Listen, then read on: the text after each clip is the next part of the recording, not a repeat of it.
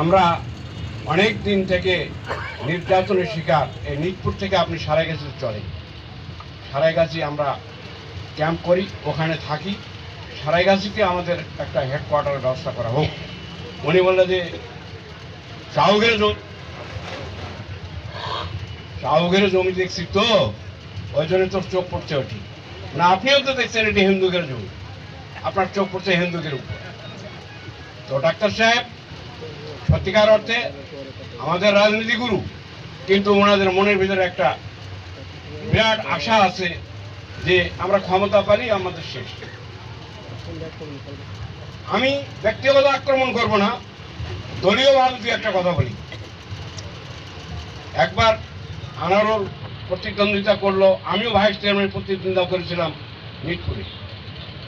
Anarul vote 110টা 120টা পেল, মোফাজ্জল কেনে 20টা কি 30টা এরকম ভোট পেয়েছি।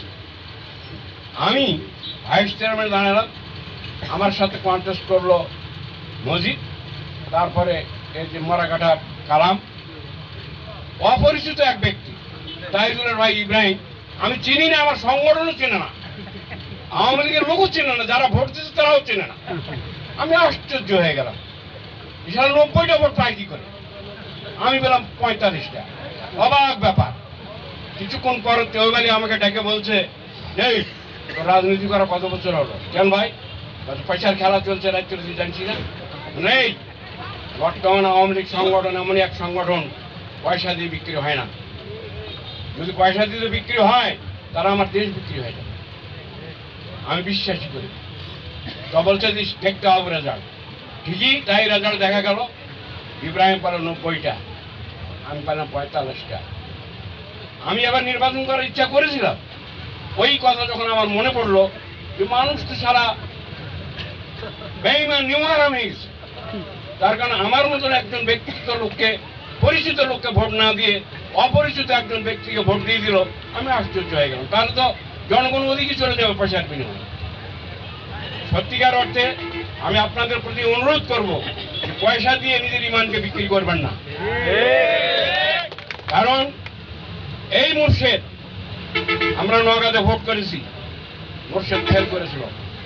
সে বলে দলকে ভালোবাসে, ব্যক্তির থেকে দল বড়, দলের থেকে দেশ বড়। বাড়িতে ঘুরে এসে কিছু বিএনপি সমর্থকদেরকে নিয়ে মুর্শেদ দাঁড়িয়ে গেল, আমার দলকে নৌকা মার্কাকে পরাজিত করলো, ভুলণ্ঠিত করলো। আজকে সে নৌকা মার্কা দিয়ে বড় বড় কথা বলে। এর থেকে মিথ্যুকার, এর থেকে বেঈমান মনে হয় পৃথিবীতে আর কেউ নেই। যে লোকটা ধিক্কার, একটা নৌকার প্রতি লাথি মেরে অর্থাৎ দলীয় ভাবে একজনকে প্রতীক দেওয়া হয়েছে, সেই প্রতীকটা হলো বঙ্গবন্ধুর, সেই প্রতীকটা হলো শেখ হাসিনা। ব্যক্তির জন্য সে দাঁড়িয়েছিল না জনগণের জন্য দাঁড়িয়েছিল? আজকে গাড়ি পেয়েছে, আজকে সে জনগণের প্রতি তার লক্ষ্য না রেখে এখন সে সেই গাড়ির প্রতি এবং সেই চেয়ারের প্রতি তার লোক বেড়ে গেছে। তার কারণে একবার চেয়ার বসে সেই চেয়ার মানে ওই ছাড় পোকা কুটকুটায় না, তার টাকা কুটকুটায়, সেই রোগ ধরে গেছে তার ভিতরে। এই যে কে যেন বললো যে বৃহস্পতিবার করে উনি রাজশাহী যান, আর শনিবারে ছুটি, রবিবারে সকালে আসেন। আর গাঙ্গরা কলেজে সই করে উনি মিরপুরে বেলা 12টা 1টার দিক চলে যান। উনি কলেজের প্রতিও লক্ষ্য রাখেন না। যাই হোক, আমরা একটা প্রশাসন দূরে আছে, মিরপুর আমাদের প্রশাসন হেডকোয়ার্টার দূরে আছে। যদি উপজেলাকে যদি আমরা কাছে আনতে পারি, অর্থাৎ আনারুলকে যদি ভোট দিয়ে, আনারুল একটা প্রশাসনের লোক, সে যদি এখান থেকে আমাদের কাজ করে দিতে পারে, একটা অফিস ঘর করে নিয়ে, তাহলে আমাদের মিরপুর না যেয়ে আমরা এখানে সবকিছু কাজ শেষ করতে পারবো ইনশাল্লাহ। আপনারা সবাই একমত আছেন? আনারুল যেতে পারবে না আপনাদের পাশ কাটিয়ে, তার কারণে আপনারা স্থানীয় লোক যারা এখানে আছেন তাকে অন্তত পক্ষে বলবেন যে আপনার অফিস টাইম, অফিস বলতে আপনার মিটিং টাইম, আপনি মিটিংয়ের দিন যেতে পারেন, অফিসে কোনো মিটিং থাকলে যেতে পারেন, কিন্তু অন্তত পক্ষে এখানে আমাদের গরিব মানুষের এই 20-20, 10-10, 40 টাকা খরচ করাবেন না। এই অনুরোধ আপনাদের প্রতি রইল। আপনার আনারুলকে স্মরণ করে দিবেন। আমি তাকেও স্মরণ করে দিতে চাচ্ছি, আমি কেন আনারুল দিকে গেছি, কি জন্যে গেছি, এটা আপনাদের কাছে আমি ব্যক্ত করি দু একটা কথা। আনারুল এমনই একটা ছেলে আমি দেখেছি, প্রশাসনিক দিক দিয়ে কিছু না হলেও সে অন্তত পক্ষে পুলিশ ক্যাম্পে অর্থাৎ পুলিশের কাছে সে বলে যে অমুক জায়গাতে একটা বিপদ ঘটেছে, আপনাকে এখনই যেতে হবে। তার বাড়িতে যাওয়া লাগে না, তাকে অফিসে গেলে বললে সে সাথে সাথে ফোন করে বলে দেয়, ইনশাল্লাহ কাজও হয়। যে কারণে আমি বলছি যে লোক যত খারাপ হোক ইনশাল্লাহ কাজের বেলায় সেই লোক ঠিক থাকে। অতএব আমার অনেক কথা আমি শুনেছি, কিছুক্ষণ আগে আনাল বক্তব্য দিল যে অমুক উপরে সেই কথা, অমুক উপরে সেই কথা, অমুক ধমক চমক এটা সেটা, এই কথা ভুলে যান। কারণ আমরা জনগণ যদি একমত থাকি, বিডিআর ইপিআর এরা সুরক্ষা দিতে আসছে ওই প্রার্থীদেরকে যারা বর্তমানে নির্বাচনে লড়াই করতেছে, তাদেরকে সুরক্ষা দেওয়ার জন্য আসছে এবং ভোটারদেরকে সুরক্ষা দেওয়ার জন্য আসছে। এখানে ভোট কারচুপির কোনো কথা নেই।